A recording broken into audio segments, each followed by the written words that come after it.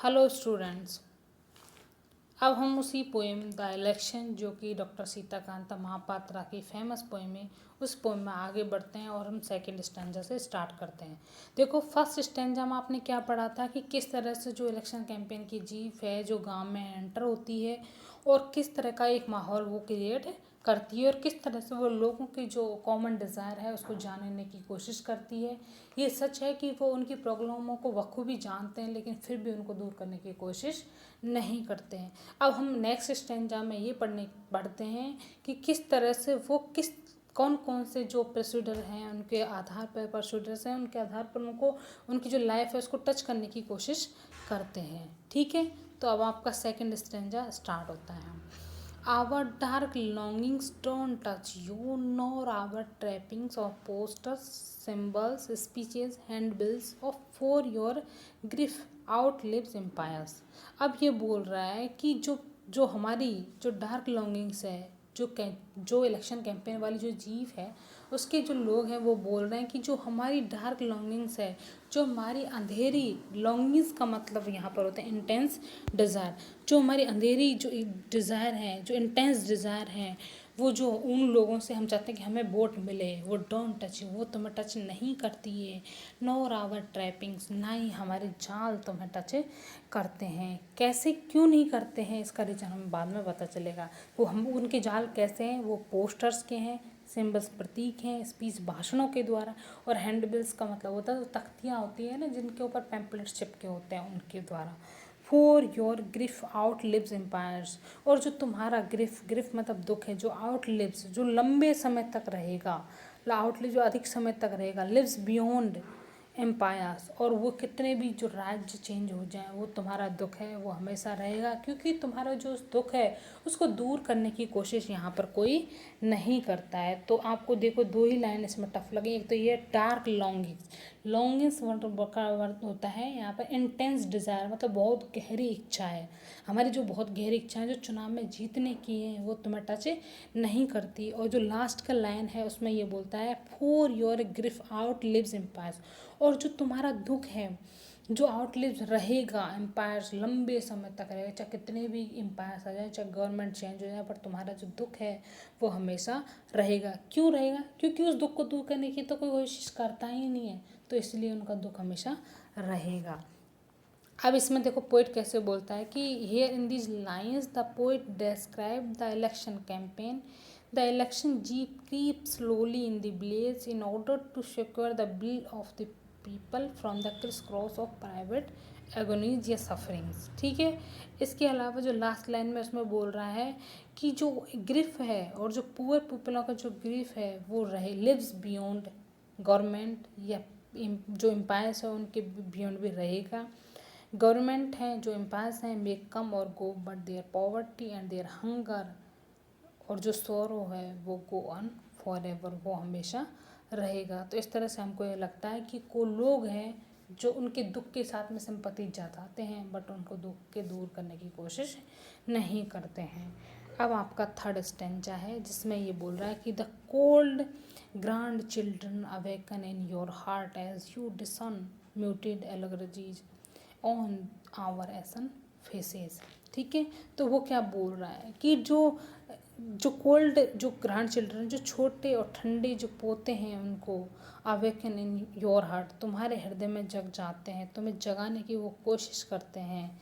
As you डिसन, जब तुम ऐसा कोशिश करते हो, जब जब तुम किसी चीज़ को चाहते हो कि तुम्हें वो क्लियर दिखे तो उसके लिए तुम कोशिश करते हो। इसके लिए यहाँ पे इन्होंने डिशन वर्ड यूज किया है। ठीक है, डिशन इसका मतलब है किसी चीज़ को समझने के लिए प्रयत्न करके उसको समझना। ठीक है, जैसे हमें कोई चीज़ दिख नहीं रही है और उस चीज़ को हमें देखना है तो हम आगे पीछे होकर उस चीज़ को देखने की कोशिश करते हैं, तो यही हमारा डिशन है। ठीक है, म्यूटेड जो वर्ड है यहाँ पर म्यूट वर्ड से लिया है, इसका मतलब होता है जो मतलब शांत एकदम छुपी हुई चीज़ें। ठीक है, म्यूटेड एलोगरीज का मतलब होता है यहाँ पर म्यूटेड एलोगरीज का मतलब होता है एक ऐसी स्थितियाँ, सिमिलर सिचुएशन एक्सपीरियंस जो विच आर डिमली परसिव्ड, जो हमारे सामने थोड़े धुंधले हैं, मतलब वो उन चीज़ों को समझने की कोशिश करते हैं जो उनके सामने थोड़ी क्यों। म्यूटेड एलोगरीज मतलब क्या हो, कोई चीज़ें धुंधली हो, कैसी हो, धुंधली नज़र आ रही हो, उन धुंधली जो स्थिति हैं, जो परिस्थिति हैं, उनको समझने की यहाँ पर कोशिश करवाता है पोइट। और ऑन आवर एसन फेस, और वो चीज़ें उसको कैसे पता चलती है, जो उनके धूल से सने हुए जो चेहरे हैं, जो उनके रहन सहन है, उनके तरीके, उनके हाव भाव हैं, उनसे वो चीज़ें समझ में आती है और उन चीज़ों को वो समझने की कोशिश करते हैं। ठीक है, कि किस तरह से वो चीज़ें आ रही हैं और किस तरह से वो जो राख के पीले पड़े हुए उनके फेस हैं, उनको सब उनके द्वारा वो जो धुंधली जो स्थितियां हैं, जो विचार हैं, जो अनुभव हैं, उनको समझते हैं। और वो विचार और वो उनको उन जो ठंडे जो बच्चे हैं उनको देखकर उनके मन में आते हैं कि किस तरह से वो जो लोग हैं वो गरीब होते हैं, लेकिन फिर भी उनके अंदर उनकी जो उनकी गरीबी है उसको दूर करने की कोई कोशिश नहीं करता। सब लोग उनकी गरीबी को पूरी तरीके से समझते हैं, फिर भी वो उनका नहीं समझ पाते, उनकी जो चीज़ हैं उनको दूर करने की कोशिश नहीं करते हैं। ये है। और इसमें ये भी बोल रहा है कि देखो, आपको थर्ड स्टैंजा में क्लियरली समझ में आ गया होगा कि क्या बोलना चाह रहा है कि द कोल्ड ग्रैंड चिल्ड्रन, जो ठंडे जो निर्वस्त्र यहाँ पर जो पोते पोती हैं, अवेकन इन योर हार्ट, तुम्हारे हृदय में जाग जाते हैं, एज यू डिस्कन, जब तुम कोशिश करते हो उस चीज़ को समझने की, उनकी म्यूटेड एलगरीज से तुम समझने की कोशिश करते हो, तो तुम्हारे सामने वो चीज़ें आ जाती हैं, तुम उस चीज़ को ईजिली समझने लग जाते हो। तो यहाँ पर तुम्हें दो वर्ड है, एक तो डिशन है, इसका मतलब है किसी चीज़ को कोशिश करके समझने की कोशिश करना। ठीक है, और उसके बाद में म्यूटेड जो एलोगरीज वर्ड यूज़ किया है, इसका मतलब होता है कि म्यूटेड एलोगरीज का मतलब होता है कि एक ऐसी चीज़ है जहाँ पर वो क्या करता है कि उनकी जो धुंधली स्थितियाँ हैं, जो उनके हाव भाव हैं, जो उनकी परेशानी है, एलोगरीज वर्ड एक तरह से उसकी परेशानी को दिखाता है कि जो उनकी परेशानी है वो उनकी राख से सने हुए जो फेस हैं उनसे क्लियरली शो हो रही है। तो दो वर्ड डिशन का मतलब होता है कि एक प्रयत्न करके किसी चीज़ को समझना, ठीक है, और एलेगरीज का मतलब होता है सिमिलर सिचुएशन जो हमें डिमली दिखाई दे रही हो। ठीक है, धुंधली, डिमली मतलब धुंधली। अब आ जाता है आपका फोर्थ स्टेंजा, जिसमें बोल रहा है here the great persuaders are little things and not so hidden, cheap plastic, cheaper nylon, dark glasses to blot out the sun. ये अब उनको ऐसी कौन सी छोटी छोटी चीज़ें दे दी जाता है जिनसे वो बच्चे खुश हो जाते हैं। ये चीज़ें हैं जो ग्रेट परस्यूडर, जो उन लोगों को, परस्यूडर का मतलब जो उन लोगों को मना लेते हैं, जो उनको राज़ी करना चाहते हैं, वो चीज़ें हैं उनकी छोटी छोटी। परस्यूडर का मतलब होता है मनाना, परस्यूडर मतलब किसी को बहला फुसला के मनाना। आर लिटिल ऐसी छोटी चीज़ें हैं, नॉट सो हिडन जो इतनी छुपी नहीं है। कौन कौन सी चीज़ें, वो सस्ते प्लास्टिक के, सस्ती नायलॉन, ये ऐसे चश्मे, डार्क ग्लासेस जो कि ब्लॉट आउट द सन, जो दुनिया की जो धूप है उसको रोकने की कोशिश करे, जो उनको उसको दूर करे, मतलब उनको अगर वो पहन ले तो उनको धूप कम लगे। ठीक है, तो इस तरह की जो छोटी छोटे, ब्लॉट आउट का मतलब यहाँ पर होता है दूर करना। ठीक है, दूर करना, ब्लॉट आउट का मतलब है दूर करना। जो इन छोटी छोटी चीज़ों के द्वारा वो चाहते हैं कि इनकी परेशानियों को दूर किया जाए, वो उनको इस तरह की इन छोटी छोटी चीज़ों से बहलाने फुसलाने की कोशिश करते हैं।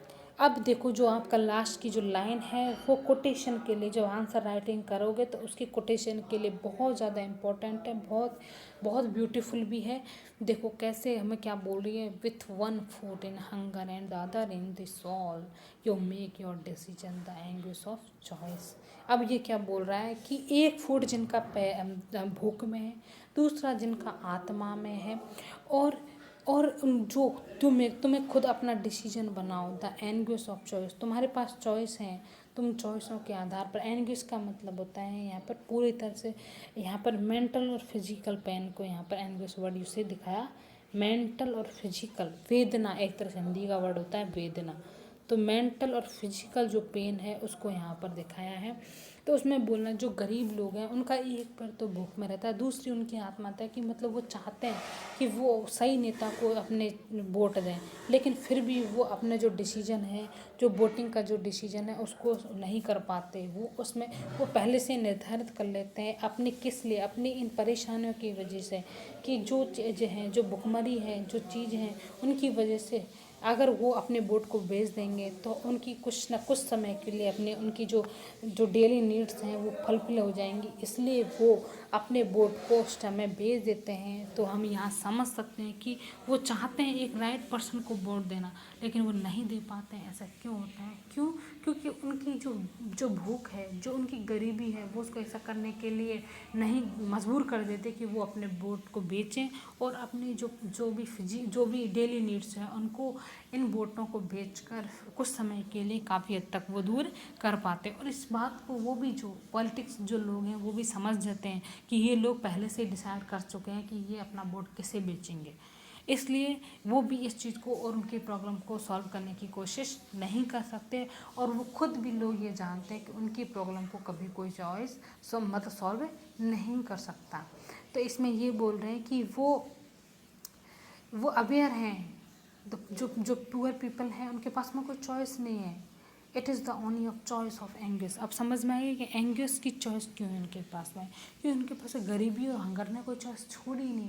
तो उनके पास वेदना की चॉइस है, दुख की चॉइस है, जिसकी वजह से वो अपना डिसीजन बना चुके हैं। वो बस ये चाहते हैं कि वो भी इस एजेंडा, जो पॉलिटिक्सों का जो एजेंडा होता है उसको फुल्ली तरह से समझते हैं, उस बात को एग्री भी करते हैं कि इनका जो एजेंडा है वो कभी भी इरेडिकेट नहीं करेगा इनकी पॉवर्टी को। इसलिए वो जो विलेजर वोटर्स हैं वो already made their choice, they will sell their vote so that they may satisfy some of their daily needs for some time.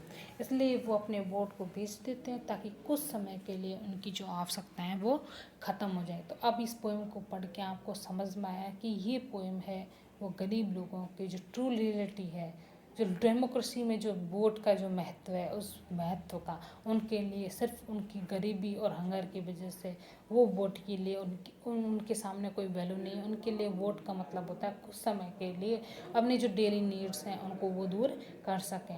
और इस बात को बखूबी जानते हैं कि ये लोग जो वोट मांग रहे हैं इनका भी इनसे कोई रिलेशन नहीं है, ये कभी भी इनकी जो गरीबी है उसको दूर करने की कोशिश नहीं करेंगे।